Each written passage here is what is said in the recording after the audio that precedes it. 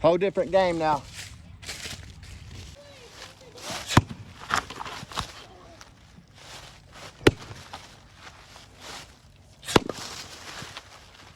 There was a man also I was talking to, and he was saying that sycamore is easy if you split the sides off of it.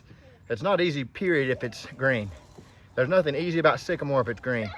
Promise you. Anybody that tells you that's lying. And I have a video showing that, and I'll add it in here. You get it seasoned, especially if this was a season even longer than now, it's still got a little toughness to it, but it's definitely splittable. But this is green. It doesn't matter how you hit it, it's not easy. These have busted hydraulic hoses off of log splitters because it's so tough. Not easy. It's the toughest wood I've ever split in my life by far. Beats elm too. Elm is tough, but this is tougher. Yeah, see the difference?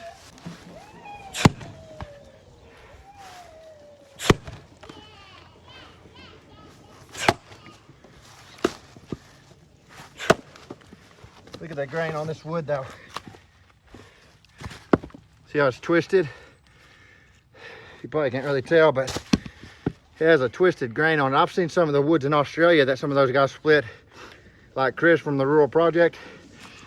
It has grain similar to this. Some of that gum that they split, and I think this is very similar to that gum. I think this is as tough as that gum, if not tougher than some of it. But I can't speak to that. I'm just basing on what I've seen them do. I think this is probably one of the toughest woods in the United States right here, sycamore, if not the toughest. But yeah, Anthony, that's one thing I would say is, like with your hands, you know, that will just come in time and staying consistent. Like somebody that plays guitar, you know, the tips of their fingers kind of get tough after a while where they push down on those strings. And that's what'll happen with your palms as well, the palms of your hands. They'll get tougher over time. Your accuracy, it will also come with time. When I first started out, my accuracy was not very good. I had a natural swing. I could swing it hard, but my accuracy wasn't very good, and that's extremely important. And I can tell you have a natural swing as well. I saw that. Really enjoyed that video. You did a really good job. I look forward to seeing more from you too. That's awesome to meet people from other places. I think you're in Texas, aren't you, Anthony, if I'm not mistaken? And I can't remember if you said you were splitting live oak or post oak. I've never split. We don't have those around here, I don't think. I don't think we have either of those. But I remember a guy commenting to me and saying, I would love to see you try live oak. And I told him, I said, well, I'll be traveling here soon, so I'll have some ready for me. He said he was in California, so I guess they have it there. I'd love to see some people try this when it's green. But yeah, it's awesome to see you with that axe. You won't regret that purchase. You've got an axe probably for a lifetime with that axe. I know it was expensive, but it'll be the best splitting axe you've ever had. I believe, I truly do. And you've got it for your lifetime now, because if you break it, you got a lifetime warranty on it. But I don't think it's gonna break on you. The accuracy, you know, I know you said you was overstriking, and that's really good. You got this axe, because if you would have had a wooden axe and overstruck, you would have already busted that handle probably. And I did at the beginning when I first started. I busted maybe 2 or 3 handles at the beginning, if I'm not mistaken, from overstriking, and that just took me time, you know, doing it. But after I did it for about a month consistent, which I was doing it a lot of hours in the day and many days a week, I got pretty good at it pretty quick. And I kind of started splitting from angles at the beginning. I kind of started just practicing with that at the beginning. And I noticed how your round was falling over on you. And it can be irritating, you know, having to pick it back up and everything. That's why once you get good at hitting angles, you don't really have to pick it up as much, because you can hit it on its side. And here's a tip I'll show you too. See where this camera's picking up at. Let's go with this one here. This round here, I think you can see that one. So if I was going to hit it here, I wouldn't really want to hit it in the middle. You can do that, but I'd want to try to hit it right up here at the top. Kind of right in there. See that? Yeah, this is night and day difference in this sycamore. Anybody that's seen me doing it when it was green, see it now? This is the same wood, but I'll have to look at how much longer it is. 8 or 9 months ago, maybe longer. See the difference? But that's where you want to hit it when it is on its side. And different woods are going to be different too. Some of them are very tough woods.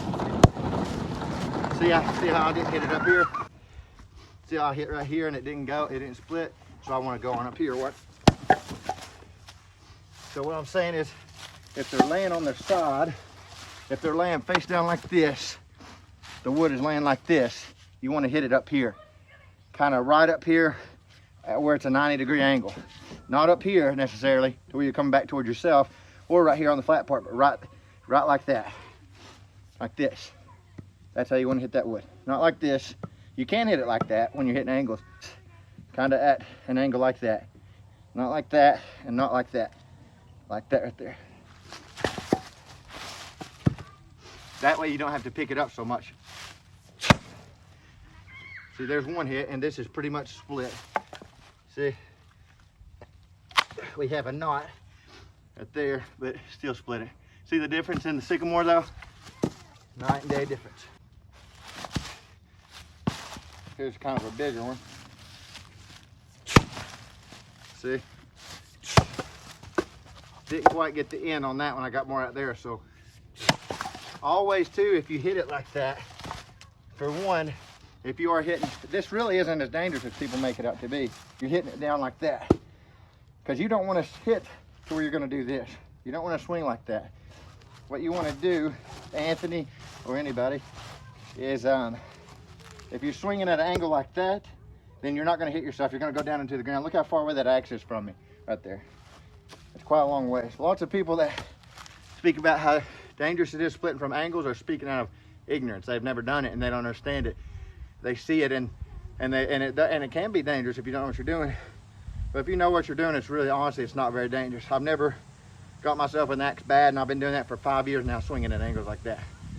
The most dangerous thing I've ever done with an axe is when I'm chopping a tree down, felling a tree, and you're swinging down like this. Then the axe grazes and rises on the tree and comes at you. And I've seen guys in timber sports and stuff do that as well. It doesn't matter how good you are with an axe. That's just a dangerous position to be swinging an axe. In my opinion, it's the most dangerous is when you're swinging towards a tree downwards like that. Or upwards can be dangerous too, because then you're coming up towards your head. But chopping like that is, to me, is the most dangerous. Far more dangerous even than, when you're standing on the wood like this and you're swinging and hitting next to your feet. It's a lot more dangerous than that even. See the difference in this sycamore though? Night and day difference. But yeah, I think those things will help you, Anthony. So the two tips so far is, for one, the hands, that would just take time. The hands getting tougher, will take time. How you said you were getting out of breath, that will take time as well. And usually, like if I go for quite a while without hand splitting, and then I go back into it, I'll have to build that back up, my cardio and getting out of breath. And after a while doing it, your heart rate will go up. But once you do it so much, you can sit down for maybe, everybody's gonna be different, but what I found for myself is sometimes I can sit down for maybe 20 seconds and just try to catch my breath, and I can literally feel my heart, the beat begin to slow down. And 20 seconds, 30 seconds, go back at it, and can split for 30 minutes at a time and stuff, depending on what pace I'm pushing. Sometimes I can split for an hour at a time, 2 hours at a time, if I ain't pushing a real hard pace. If I'm pushing a real hard pace, and maybe 10-20 minutes even, it's hard if you're pushing a real hard pace, like I did when I did the 100-round challenge. But the hands will take time, the accuracy will take time, and kind of being consistent with it. Like me, whenever I practiced playing guitar, I wasn't very consistent, and so my fingers never really got very tough from it, and it would always hurt and I never did really get very good playing it, even though I had it for about 4 years.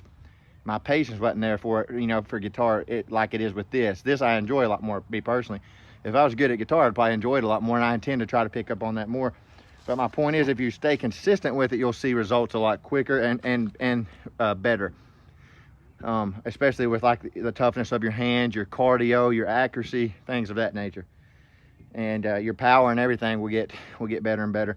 And I know that you said you've seen a gal swinging. I think I know who you're talking about. I've seen her too. Me and her swing very different. She does a good job of hand splitting. I think the one you're talking about is maybe she holds her hand right here at the end, brings the axe up and then down. I can't remember how she did. It was different than me. I start out right here, bring the axe up. I think she brings her hand, that's what it was. So she brings her hand up like that as she's coming up, and then down. I do it, I like to bring my hand down as I'm coming down. So I'll have my hand up here. This is what I call control. You've got control of the axe like this. When it's out here, it's a lot harder to control the axe. Get your hand right there, you got control. Very easy. Stand here, I don't do this either. Some people do that. I noticed Carter did that the other day with his down the middle, and if that's comfortable for him, it works. But I don't do this. What I do is I bring it around here, up, and then I bring my upper body over. I'll show you.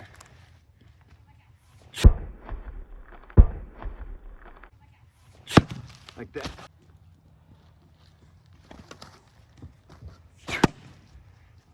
See how much easier that splits up? It's a different wood when it's seeding when it's green.